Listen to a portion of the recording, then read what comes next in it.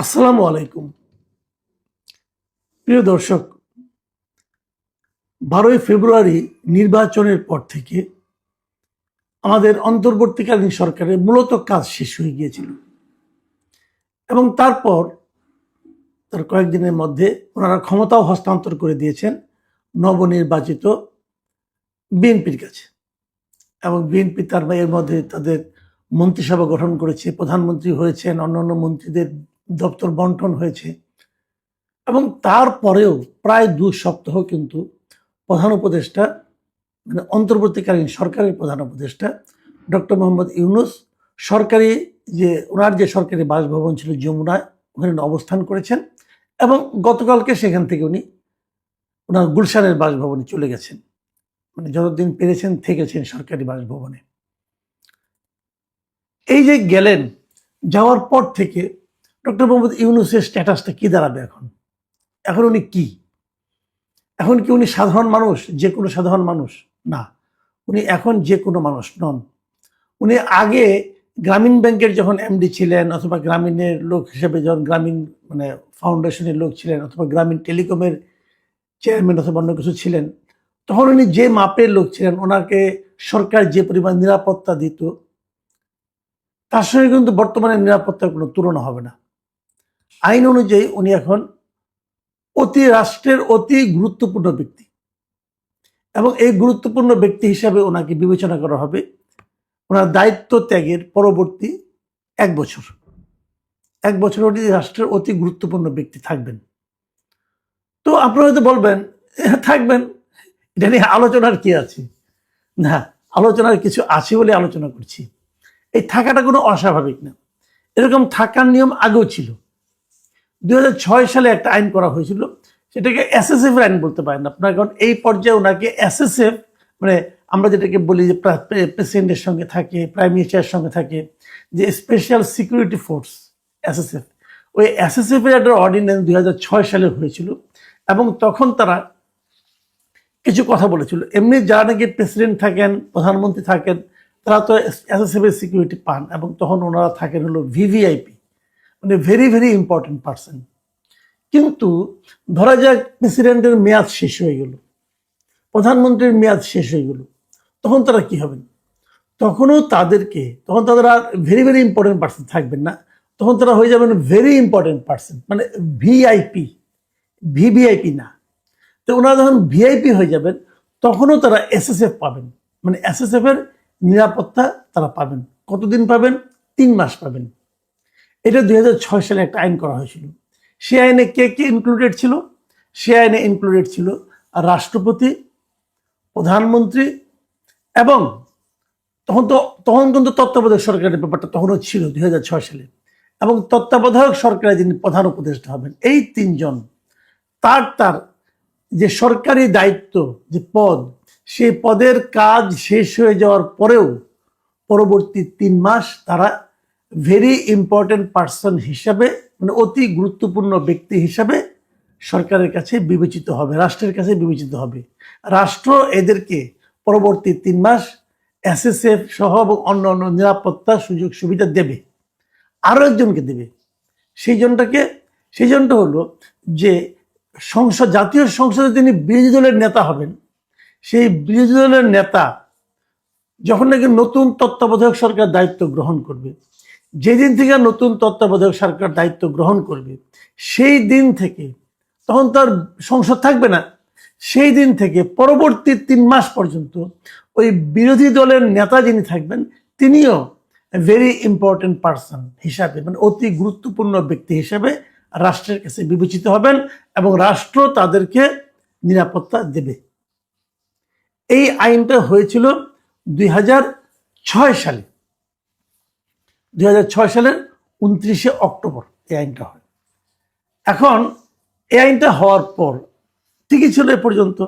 তারপরে তো মনে করেন আপনার 14তে এসে তত্ত্বাবধায়ক সরকার উঠে গেল, তারপরে এবার আবার অন্তর্বর্তীকালীন সরকার এলো। এখানে এসে নিয়ে এখানেও আমরা একজন অন্তর্বর্তীকালীন সরকারের প্রধান উপদেষ্টা পেলাম। এখন প্রধান উপদেষ্টার কার্যকাল যখন শেষ হয়ে যাচ্ছে, উনি যখন শেষ হয়ে যাবেন, তাহলে ওনারও কিন্তু ওই একই নিয়মে 3 মাস সেই অতি গুরুত্বপূর্ণ ব্যক্তি হিসেবে নিরাপত্তা পাওয়ার কথা, কিন্তু এক্ষেত্রে আর তা হলো না। এক্ষেত্রে যে জিনিসটা হলো, আমরা দেখলাম যে এই এই বছরের মানে 2026 সালের মানে নির্বাচনের ঠিক দুদিন আগে নতুন একটা অধ্যাদেশ হলো, একটা সরকারি বিজ্ঞপ্তি হলো, এবং সেই বিজ্ঞপ্তিতে বলা হলো যে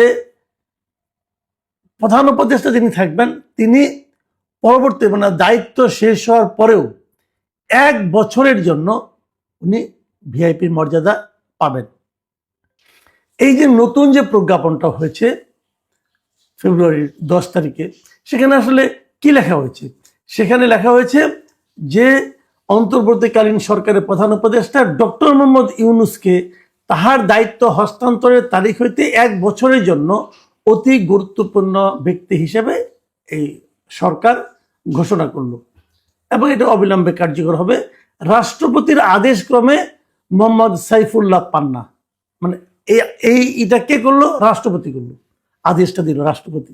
এখন অনেকে হয়তো প্রশ্ন করবেন যে দিন কয়েক আগে রাষ্ট্রপতি তো মানে খুব দুঃখ করে একটা ইন্টারভিউ বললেন যে তাকে কিভাবে ডক্টর ইউনূস পদে পদে অপমান করেছে, এটা তিনি বলেছেন। তো তার মানে রাষ্ট্রপতির সঙ্গে ডক্টর ইউনূসের সম্পর্ক মোটেই ভালো ছিল না, তারপরেও রাষ্ট্রপতি এই ধরনের একটা আদেশ দিল, তার জন্য এত ভালো কিছু করলো। বিষয়টা আসলে এরকম না, এরকম না কেন আমি বলি, বাংলাদেশের সব কিছুই রাষ্ট্রপতির আদেশ ক্রমে হয়। এখন আমার তো মাঝে মাঝে মনে হয় যদি রাষ্ট্রপতিকে কোনো কারণে সরে যেতে হয় তখন হয়তো বলা হবে রাষ্ট্রপতির আদেশ ক্রমে ওনাকে সরিয়ে দেওয়া হলো। এটা একটা ফ্রেজ মাত্র, এটা একটা মানে বলা হয়ে থাকে। এদেশে যা কিছু হয়, যত আইন হয়, সবই রাষ্ট্রপতির আদেশ ক্রমে হয়। আসলে হয়তো অনেক কিছু রাষ্ট্রপতি জানেনও না। এই যে রাষ্ট্রপতির ওখান থেকে যে আপনার রাষ্ট্রপতির অভিযোগ করেছে যে ওনার ওখান থেকে যে মিডিয়া এই যে সেলটা ছিল ওটা সরিয়ে নেওয়া হয়েছে, যদি কোনো আদেশে নেওয়া হয়ে থাকে বলা হবে ওখানেও রাষ্ট্রপতির আদেশক্রমে হবে। রাষ্ট্রপতি অনেক কিছু জানেন না, কিন্তু ওনার আদেশক্রমে সবকিছু হয়। এবং বাংলাদেশের সংবিধান অনেকটা এরকমই, যে রাষ্ট্রপতি যা কিছু করেন প্রধানমন্ত্রীর পরামর্শক্রমে করেন। মানে উনি কোনো কিছু নিজে নিজে করতে পারেন না, মাত্র দুটো জিনিস ছাড়া। 1 নম্বর জিনিস হলো উনি একজনকে প্রধানমন্ত্রী নিয়োগ করতে পারেন নিজ ইচ্ছায়, আরেকজনকে প্রধান বিচারপতি করতে পারেন নিজের ইচ্ছায়। এছাড়া উনি নিজের ইচ্ছায় কিচ্ছু করতে পারেন না। কাজে এই যে ডক্টর ইউনূসকে 1 বছরের দেওয়া হয়েছে, এটাও ডক্টর ইউনূসেরই ইচ্ছায়, ডক্টর ইউনূস যেভাবে চেয়েছেন সেভাবে হয়েছে। তো এই পর্যন্ত ঠিক আছে, কোনো সমস্যা নাই। ওনাকে 1 বছরের মতো যদি দেওয়া হয়, অনেকে বলে থাকেন উনি হয়তো মবের ভয়ে এটা নিয়েছেন, মানে উনি এমন এমন কাজ করেছেন গত 18 মাসে যে জনগণের মধ্যে ওনার জনপ্রিয়তা এমন একটা পর্যায়ে পৌঁছেছে যে উনি হয়তো ভেবেছেন এই জনপ্রিয়তার ধাক্কা সামনে মাঝখানে যদি জনগণ এবং তার মাঝখানে যদি একটা শক্তিশালী নিরাপত্তা বেষ্টনী না থাকে তাহলে ওনার জন্য হয়তো ভালো নাও হতে পারে। এটাকে আপনার মব বলেন আর যাই বলেন, এটা হতে পারে উনি ওরকম ভাবে নিজেকে সেভাবে সুরক্ষিত রাখার কথা চিন্তা করছেন। কিন্তু আমার প্রশ্নটা অন্য জায়গায়। আমি সবসময় কিন্তু বলে এসেছি যে ডক্টর ইউনূস একজন স্বার্থপর টাইপের লোক, এবং উনি দায়িত্ব নেওয়ার পর নিজের যা যা সুবিধা সব আদায় করে নিয়েছেন। নিজের নামে যে যে মামলা ছিল সবগুলি মামলা উনি কিন্তু নিজে থেকে প্রত্যাহার করে নিয়েছেন নির্বাহী আদেশ দিয়ে। ওনার বিরুদ্ধে হাইকোর্টে একটা রায় হয়েছিল যে 666 কোটি টাকা ওনাকে ট্যাক্স ফাঁকির মামলায় ওনাকে দিতে হবে।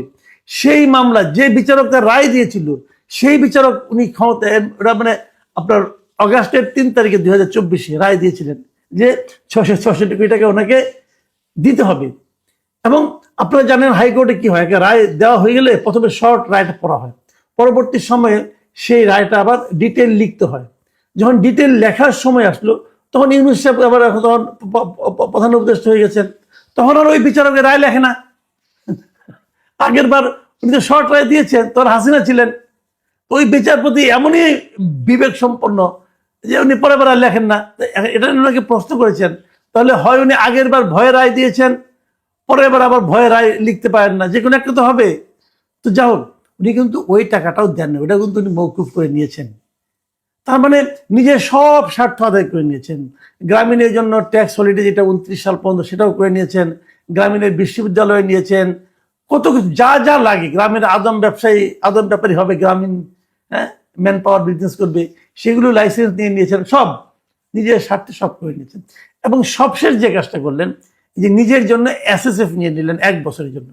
এটাও নেন, আমার কোনো আপত্তি নাই। কিন্তু আমার প্রশ্ন হলো, আগে যে নিয়মটা ছিল যে প্রধানমন্ত্রী পাবেন, রাষ্ট্রপতি পাবেন, অথবা সংসদ মানে তত্ত্বাবধায়ক সরকারের দায়িত্ব নেওয়ার পরে বিরোধী দলের নেতা পাবেন, তাদেরও 1 বছর বাড়াইতেন, সেটা নিজেরটা বাড়াই নিলেন। কারণ এই যে তারেক রহমান, উনি যখন নাকি আগামীতে যদি এই আইনগুলি থাকে, তাহলে আগামীতে উনি যখন ক্ষমতা থেকে চলে যাবেন, সংসদ ভেঙে যাবে, তারপরে উনি মাত্র ভিআইপি ইটা পাবেন, আপনার মানে ভিআইপি মর্যাদাটা ভোগ করতে পারবেন মাত্র 3 মাস।